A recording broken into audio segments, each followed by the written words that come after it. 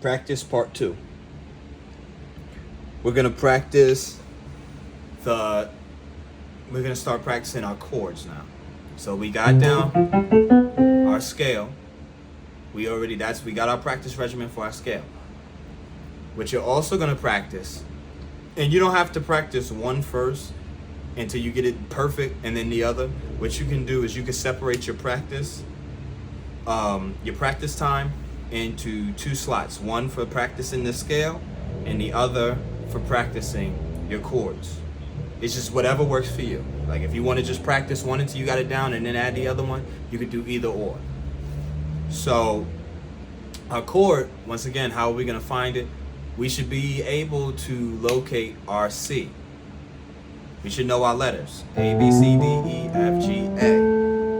Gonna repeat a lot of stuff. I'm gonna keep saying I'm gonna repeat it, and I'm gonna keep saying I'm repeating it. So we should be able to find C, C, C, C, C, C, C, C. Those are all C chords. It just repeats itself over and over again. C, C. And so now our practice regimen for our C major triad is going to be, they're always going to be 3 intervals away. Remember, our interval is the distance from our root note. So we're in the key of C. So our interval, 3 away from that is it's going to be 3 notes, all with 3 intervals in between. 1, 1, 2, 3. That's our root note. Like our root note's right here. 1, 2, 3. That's our first interval. It's a major third. 1, 2, 3. That's a perfect fifth. 1, 2, 3, 4, 5. Got me? So 1, that's our root. 1, 2, 3. 1, 2, 3. That makes up a major chord. Now, I re-recorded this because I was trying to find out how I wanted to have you finger it. I'm gonna tell you what.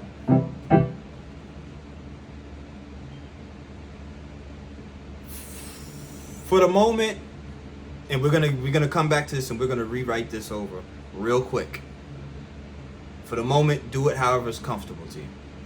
Play those 3 notes however is comfortable to you. When I first started, the kids called this the dinosaur. That's how we played the 3 notes, right? But there's different ways that you can do fingering based on how you're gonna be playing. But I don't think there's any point in time where I ever do it like this. But everything else is fair game, right? I usually, but that's advanced. Don't even worry about that. But what we're gonna do is you're gonna practice first. Get comfortable with finding your C major.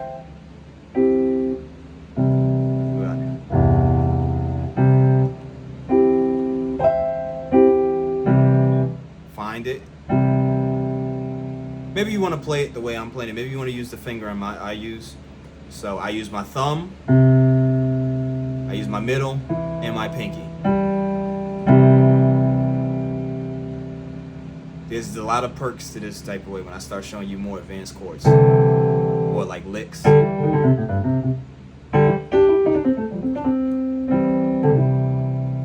But that's extra stuff. So once you get that down and you can find your major chord anywhere, I want you to practice moving it. So you have to keep your fingers in the same position.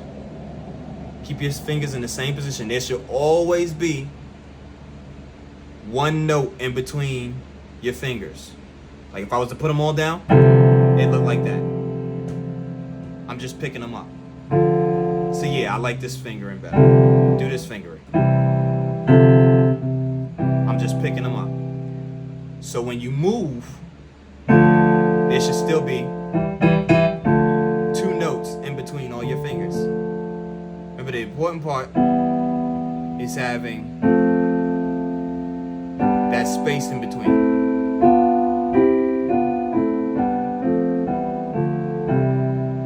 Right? The black black notes and other keys, they get more complicated than that. We're not worried about that right now. We're just talking about C. We're only playing in C major.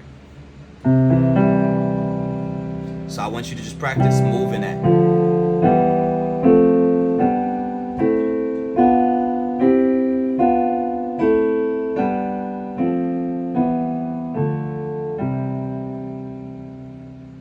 And then you can, like I said before, to a metronome. Every time we go back to the metronome. Start it off slow. By the way, right now I have this on 60 beats per minute. You may have to take it slower than that. But as you get better, you can speed it up. Straight to the metronome.